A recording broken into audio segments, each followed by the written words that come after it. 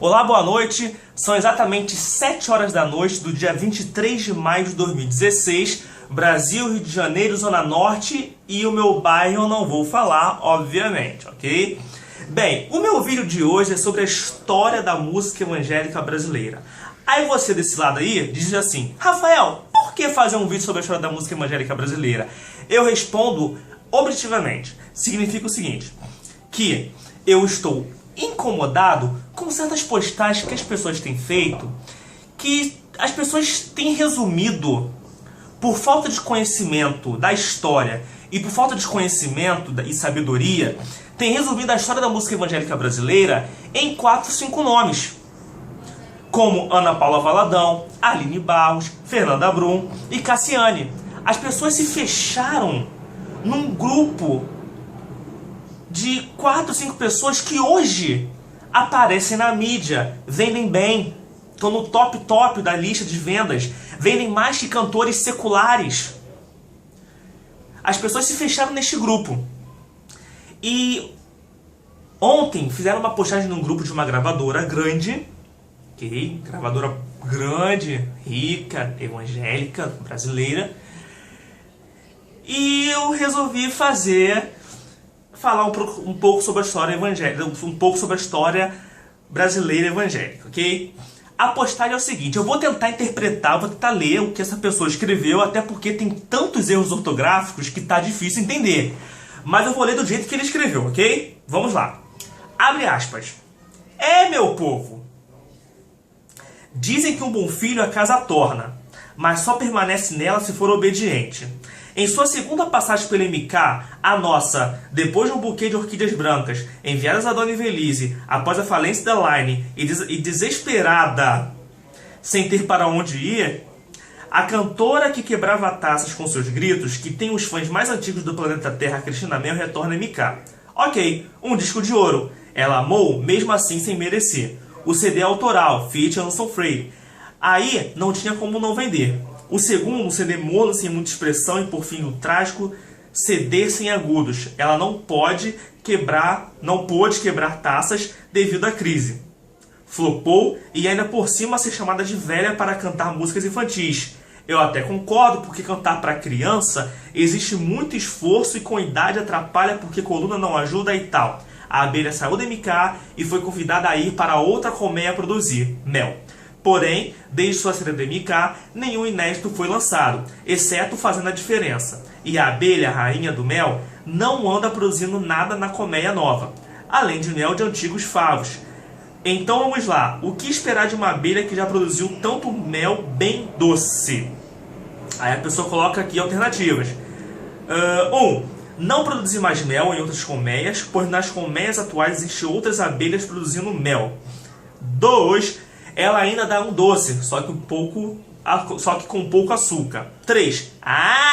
Eu gosto das músicas dela de 20 anos atrás. 4. Marina de Oliveira, é importante saber a hora de parar. 5. Enviar um caminhão de orquídeas para Dona Invelise e voltar para MK urgente. 6. Socorro, eu quero ouvir Chile Carvalhais. Fecha aspas. Meus amados, meus queridos, o que falar de pessoas que fazem esse tipo de postagem e ignoram totalmente a história da música evangélica brasileira? Novamente, falta de conhecimento, falta de sabedoria, falta de querer se aprofundar na história e ficar idolatrando e endeusando só os artistas que estão hoje na mídia, que estão hoje vendendo bem. Pessoas que postam coisas desse tipo na internet, pessoas que falam, têm esse argumento, vou citar alguns tópicos que eu selecionei aqui do meu artigo. São pessoas que se esquecem de Tomé de Souza, de Dom João VI, Calvino, Lutero e suas 95 teses. Calma. Pessoas que fazem esse tipo de postagem, que tem esse tipo de argumento, esquecem do ano de 1554, quando o aventureiro alemão Hans Stenden, eu não sei falar direito o nome, mil perdões, chega ao Brasil e é capturado por índios tupinambás. e só consegue sair vivo da aldeia, pois ele começou a cantar o Salmo 5 e ler a Bíblia, ler passagens da Bíblia, afastando assim os índios.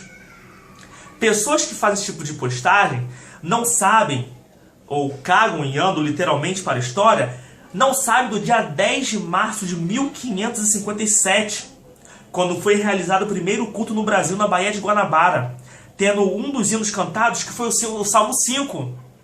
E quem pregou, com base no Salmo 27, versículo 4, foi o pastor Rich. E tendo sido celebrada a Santa Ceia no dia 21 de março de 1557.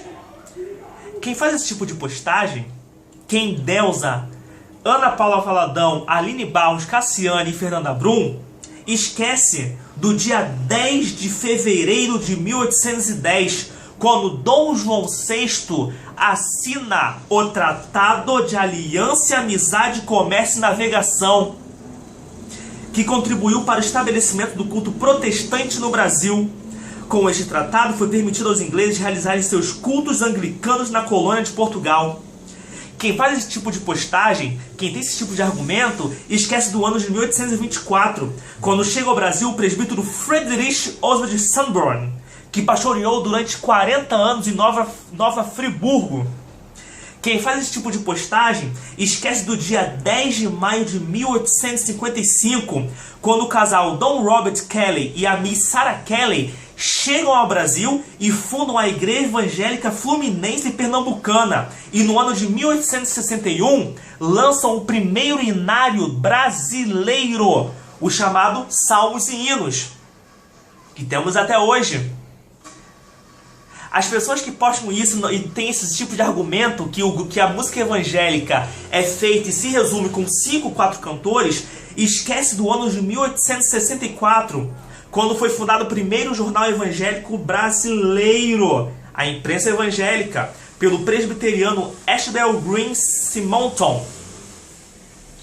E quem também fala quem tem esse tipo de argumento, esquece do ano de 1961, quando é lançado o primeiro livro sobre a história da música evangélica brasileira, de autoria de Henriqueta Rosa Fernandes, que também, alguns anos depois, vai lançar um grupo de sua igreja. O nome do livro é Música Sacra Evangélica no Brasil. As pessoas se fecharam, as pessoas estão literalmente deixando para trás a história. Nós temos história sim. A música evangélica não começou nos anos 80, no início dos anos 90, com o Line Record e MK Music e com a Gospel Records, e veio pra cá. Não, meus queridos. Não. A música evangélica tem muito contexto para ser contado. Muitas pessoas batalharam para hoje a música evangélica estar como está. Vou citar alguns nomes agora em relação à música mesmo, ok? Quem fala que a música evangélica se resume a Ana Paula e Diante do Trono, Fernanda Brum, Cassiane e Aline Barros, esquece do ano de 1901, a primeira gravação de uma música evangélica realizada em São Paulo. Olha a história.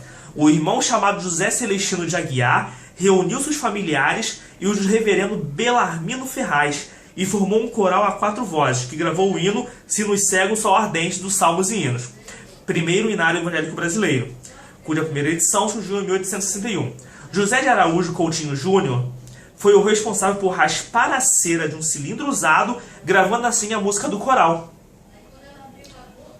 Dia 26 de maio de 1929, primeira transmissão de um programa evangélico através da Rádio Clube do Brasil, Rio de Janeiro, feita pelo reverendo Rodolfo Haas, da Igreja Luterana, que conseguiu 30 minutos na rádio.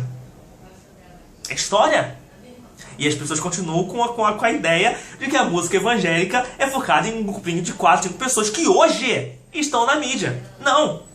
1948 é criada a primeira gravadora evangélica do Brasil, a Atlas. Atlas, calma, deixa eu procurar o que significa Atlas. Primeira gravadora Atlas. Em 1950 é criada a segunda gravadora gospel brasileira, a CAV. Em 1957 temos a terceira gravadora evangélica brasileira, Louvores do Coração. E em 1958 temos o lançamento do primeiro disco evangélico brasileiro do nosso querido e ilustríssimo cantor Luiz de Carvalho, que lançou o seu disco Boas Novas. Então a história da música evangélica brasileira tem muita e muita história para ser contada e ser estudada por nós. Nós que resumimos a história toda em 4 ou 5 nomes, que hoje vendem muito. Quem tem esse tipo de argumento esquece também do ano de 1968, com a criação da 4ª gravadora evangélica brasileira, a Estrela da Manhã, de Matheus Jensen. Não podemos esquecer também, claro, eu não vou poder aqui citar todas as gravadoras, nem todos os nomes, claro, mas do ano de 1987, com a criação da gravadora MK Publicitar, que hoje é MK Music. Uma gravadora que abriu muitas e muitas e muitas portas a partir dos anos 80 e os anos 90, que foi o apogeu da gravadora. Até o ano de 2004, 2005, a MK Publicitar só no topo. Anos 90, Line Records. Quantos cantores foram lançados pela gravadora Line Records? Citando a MK Music, MK Publicitar, não podemos também esquecer de falar de Marina de Oliveira, que no dia 27 de junho de 1989 foi a primeira cantora evangélica a fazer um show na casa de show Canecão. Trocou de roupas 4, 5 vezes, coreografias, dançou, pulou, brincou, aquele jeito ousado dela ser. Qual o resumo disso tudo? Quem tem esse tipo de argumento, quem se foca em 4, 5 pessoas, menospreza totalmente a história da música evangélica brasileira. Quem tem esse tipo de argumento, esquece de Sara Araújo, Luiz de Carvalho, Feliciano Amaral, Vitorino Silva.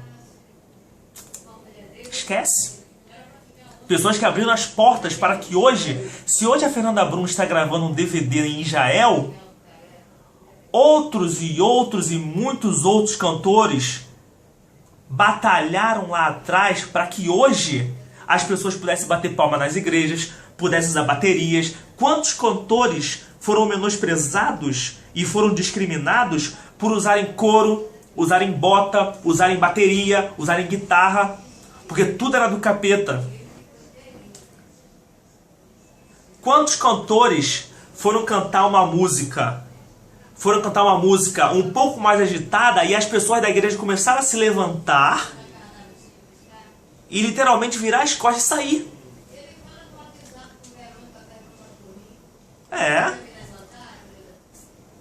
Se hoje Thales Roberto pode pular na igreja, se hoje Fernanda Brum pode dar os seus loucuras lá, se hoje Ana Paula Valadão pode andar de 4 como um leão no meio da igreja, no meio de um show evangélico, muitos cantores, desde os anos 50, fizeram e refizeram a história da música evangélica do Brasil. Observação aqui. E se você acha que a Sony Music é a diferentona que aceita cantores evangélicos, 1912, Favorite já lançava álbuns evangélicos. A gravadora Califórnia, em 1959, já lançava isso de LPs evangélicos. Temos a Odeon, que hoje é AM Music. Temos a RCA Victor. Temos a Continental. E dentre outras gravadoras que, sendo seculares, lançaram músicas evangélicas. Então, se você pensa que a música evangélica realmente se foca em um grupo de 4 pessoas e 5 pessoas no máximo, e se foca hoje em Sony Music, MK Music, você está completamente errado. E em relação à postagem da pessoa, vamos lá. Meus queridos, Cristina Mel, tem cantores e tem cantores, né? Cristina Mel é uma das cantoras mais simpáticas e carismáticas do cenário gospel. Que vai à igreja, está disposta a te abraçar, dar autógrafo, tirar fotos, sem frescura, sem nada. Cristina Mel não está preocupada com venda, não está preocupada com ganhar disco de ouro, platina, diamante. Tá não. Porque ela sabe qual é o propósito dela, que é louvar a Deus. Fica a dica aí pra vocês que estão julgando os cantores que vendem pouco e tem que parar de cantar. Ok? E o argumento, e a Cristina Mel saiu da MK Music porque a MK, visto que a Cristina Mel não estava vendendo muito, começou a bloquear a... Começou não permitiu mais que ela gravasse discos infantis. O que ela fez? Opa, eu tenho um chamado de ministerial infantil na minha vida que Deus me colocou, Deus me deu. Não vai ser pessoas, não vai ser gravadora que vai barrar o chamado de Deus para a minha vida. Foi por isso que ela saiu. Foi por isso. Não foi porque ela vendeu pouco. Vocês estão enganados. Muito enganados. Outro ponto aqui dessa postagem aqui. Marina de Oliveira. É importante saber a hora de parar. Por que Marina de Oliveira parou de cantar? Sabe por quê? Pessoa indecisa. Sou muito fã de Marina de Oliveira, mas vamos ficar entre nós. É uma pessoa totalmente paradoxal. Ela não decide o que ela quer. E, pelas últimas entrevistas, ela parou de cantar porque vende pouco, né? As pessoas têm tudo na mão e ela, tipo assim, não vou parar de cantar porque a gravadora foi feita por mim e hoje eu não dou lucro à gravadora. Imagine se todo mundo que vende pouco fosse parar de gravar CD. Imagina a situação que ia ficar. Íamos ficar sem disco, íamos realmente ter só o grupinho fechado das cantoras, né? Como dito, como base desse vídeo aqui, né? Então é um caso a pensar sobre Marina de Oliveira, o porquê dela ter parado, né? E tendo visto os vlogs que ela tem feito e as últimas entrevistas, né? Eu tenho visto, tá dando a entender que o chamado de cantora, não sei, parece que é mentira, né? Porque parece que foi tudo mentira que ela gravou, né? Não sei. Ela falando assim, eu gravei isso por causa da minha mãe, eu gravei aquilo porque meu pai pagou, eu gravei isso porque era bonito fazer agudo, eu gravei aquilo porque tá no contrato. Mas não é o objetivo do vídeo, ok? Tem mais alguma coisa a falar? Acho que não. Meus queridos, a história da música evangélica vai além do que você pode imaginar.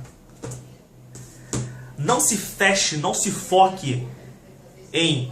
Presta atenção, não estou menosprezando os cantores que estão hoje no topo. E que eu espero que permaneçam no topo. Se Deus quiser, vão continuar no topo, vendendo bem, se apresentando, abrindo novas portas para os futuros cantores evangélicos, ok? Mas a nossa história não se foca nisso. A nossa história, como tem pessoas que comentam aqui, a nossa história não se resume a estes nomes. As pessoas que falam isso estão menosprezando a história da música evangélica brasileira. As pessoas que falam isso estão menosprezando, aqui ó, estão menosprezando a caravana evangélica musical, estão menosprezando Carlos René, estão menosprezando Feliciano Amaral, menosprezando a Igreja Evangélica Fluminense, menosprezando Luiz Carvalho, menosprezando a primeira igreja presbiteriana do Rio. Vamos lá, vamos citar mais. Arautos do Rei, estão menosprezando Antônio Bicudo, Curió e Canarinho, José e Dulce, Joseli Scarabelli, estão menosprezando Jair e Osana, estão menosprezando Edson e Thelma, Cristiane Carvalho, Grupo Prisma Brasil, Vencedores por Cristo, Som Maior. Quantos cantores que vocês estão menosprezando porque vocês se fecharam no grupo de 4 cantores que hoje vendem super bem, ok? Esse é o objetivo do meu vídeo. Mostrar que a nossa história, ó, vai muito além do que vocês estão pensando, ok? Então, meus queridos, essa aqui é a dica do livro. História da Música Evangélica no Brasil, de Salvador de Souza. Compre. Editora Ágape. Em breve terá a nova edição, totalmente atualizada, ok? Muito obrigado por vocês terem assistido esse vídeo. Se vocês curtiram, deem um like. Se vocês curtiram muito, like e compartilhe, por favor. Deixe suas críticas, sugestões, perguntas. Eu vou deixar aqui embaixo o link do meu artigo sobre a música evangélica do Brasil. Eu acho que é isso, gente. Muito obrigado por terem assistido esse vídeo. Eu espero que a partir desse resumo que eu fiz, né, vocês possam assim... realmente, caraca, a música evangélica tem história. O rock não começou hoje, o pop não começou hoje, o country não começou hoje. Vem, desde os anos 50 vem. Tem muita coisa para ser estudada e para ser lida e para ser mencionada. Ok? Um grande abraço, um grande abraço e um grande beijo a todos que estão assistindo esse vídeo. Muito obrigado. Até o próximo vídeo, se Deus permitir eu estar aqui. Ok? Aquele abraço, aquele beijo. Beijão. Fui.